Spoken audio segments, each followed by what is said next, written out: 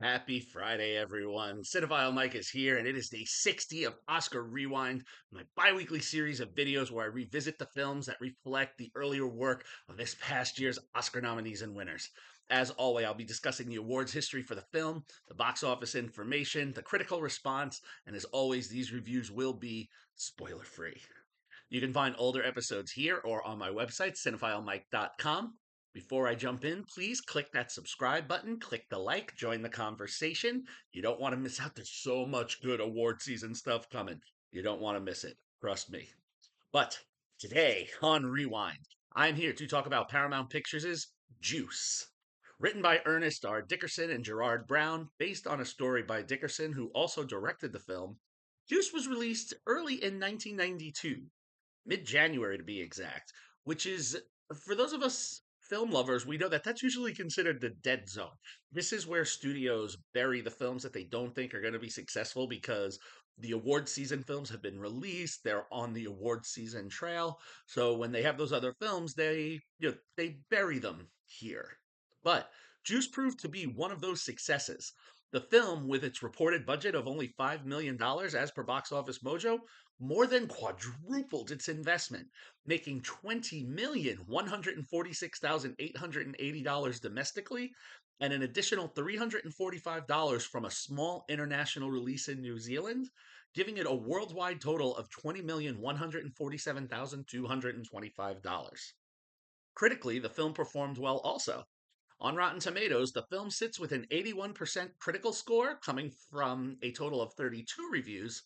And on the popcorn meter, the audience side, the film sits with a 90% score, culled from over 25,000 ratings. Also, and since this film is from the 90s, before we had Rotten Tomatoes, and just because, for me, Entertainment Weekly, I miss getting that magazine every week, was like my entertainment Bible. They gave the film a B plus, so chances are, if I'd been able to see it when I was 11 years old, which I wasn't, I had to watch it in my adulthood, I probably would have checked out. And Roger Ebert, one of my people that I aspire to, gave the film 3 out of 4 stars. I know I don't usually reference Entertainment Weekly or Roger Ebert, but I felt digging 90s, I would dig a little bit my primary sources. On the award side, the reason that Juice is here is because of one of the men behind the film. Known to the majority of us as the man behind the world of the Harry Potter movies, David Heyman, who is a 4 time Oscar nominee, a big time producer, he has been nominated. This year, his fourth Oscar nomination came for producing the biggest movie of 2023. He was one of the producers on Barbie. His other 3 previous Oscar nominations were for 3 pictures that we all knew and were wondering if they'd take that prize Oscar year. He produced Gravity, Marriage Story, and my favorite film of 2019, Once Upon a Time in Hollywood. 30 years ago, though, long before the Oscar nods and Harry Potter, he cut his producerial teeth with this film. His first feature film producing credit, which, interestingly enough, is also shared with another person who would go on to become a powerhouse producer, Neil H. Moritz, who has given us so many thrills and chills with producing such franchises as the Fast and the Furious franchise. What, 12 films strong now? 11? 12? 11. Sorry, not the point. And also produced the I Know What You Did Last Summer films, the new one coming, as well as many other rom com and action flicks that are staples of our watches. Now, as for Juice's own award season history, it was very small. As per IMDb, our usual source, the film's sole nomination was for Best Film at the MythFest Awards. What are the MythFest Awards? Glad you asked. Looked it up. MythFest is an international festival in Italy that celebrates crime and mystery across literature, music, cinema, and art. So Juice did make the nomination at those awards in 93. So Juice, set in the city that I call home, New York City, but this film specifically in Harlem, is about 4 best friends. Our crew here, our teenage crew, I should say, is made up of Roland Bishop, played by Tupac Shakur, Quincy Q. Powell, played by Omar Epps, Raheem Porter, played by Khalil Kane, and Eric Steele Thurman, played by Jermaine Hopkins. These 4 would prefer to hang out rather than go to school, whether it's at Steele's house or the local arcade where they hustle for money. But within this carefree lifestyle, there is struggle almost daily with harassment from the police and constant threats by the local gang, some would say rival, but the local gang run by Radames, played by Vincent Loresca.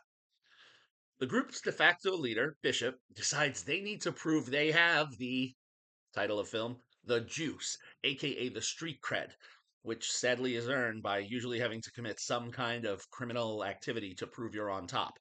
And while most of the others are on board, Hugh has bigger dreams and aspirations. He wants to be a famous DJ, and he doesn't feel that a life of crime is perhaps the best way to go about this.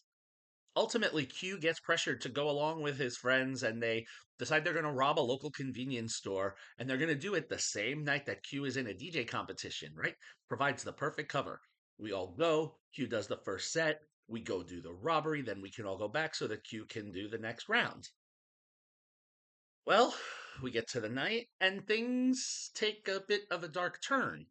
They go to the competition and they go to the store, they rob it, and Bishop takes the next step and kills the clerk in cold blood with the gun that he brought, which causes the whole night to go differently than everyone else expected it to. And only making matters worse, on this night after this, when our 14s are in the alley trying to process what just happened and figure the next move, well, some didn't agree with Bishop's actions, which leads to a struggle to get their hands on the gun, which will then claim its second victim in one night and put our three remaining friends on a trajectory that will have severe life changing and life threatening consequences for all of them. And that's really all I can say without spoiling any more of the film. I have to say, Dickerson, in his writing and feature film directing debut, he had cut his teeth serving as a cinematographer on almost all, if not every, Spike Lee joint in the 1980s and early 90s. And as a result, he knew what it took to craft a nice, tight story in New York City. I mean, this film rapidly moves at a pace of 90 minutes. And as a first time filmmaker, he did kind of take a big swing with a predominantly inexperienced cast. Shakur Epps and Kane were making their feature film debuts. Actually, for Kane, it was his very first acting job. Hopkins only had one other prior credit, being in the movie Lean on Me. And yet, this team worked. And with Moritz and Heyman as first time producers, like, this was a lot of first time people moving into these roles. And the film actually really works. The four had an excellent chemistry that was very natural of the teen crews that were around in the 90s in New York City. And my only complaint is I wonder why they had to make them teenagers, because all of the actors at this point were pretty much in their early 20s, and they didn't really look high school. Um but I guess that's nothing new, right? I mean, how often have we seen actors in their 20s or even 30s playing teenagers?